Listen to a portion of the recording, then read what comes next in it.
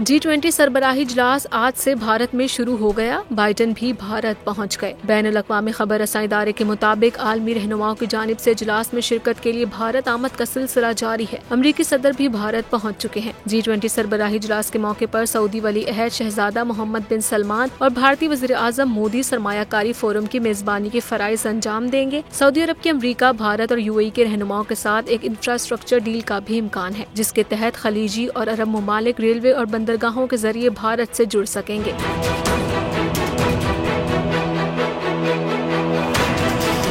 दूसरी जानिब दिल्ली में इजलास से कबल दफ्ती कम्युनिटी ने भारत के खिलाफ एहतजाज करते हुए आज़ादी का मुतालबा कर दिया है, जबकि सरबराहान के अशाइये में सोने और चांदी के बर्तनों में खाना पेश करने पर भारतीय वज़ीर आज़म नरेंद्र मोदी तनकीद की जद में आ गए हैं। स्वीडिश यूनिवर्सिटी के रिसर्च प्रोफेसर ने भारतीय वज़ीर आज़म को याद दिलाया कि भारत का ग्लोबल हंगर इंडेक्स में 121 ममालिक में 107वां नंबर है, जो पाकिस्तान, बांग्लादेश और नेपाल से भी खराब है।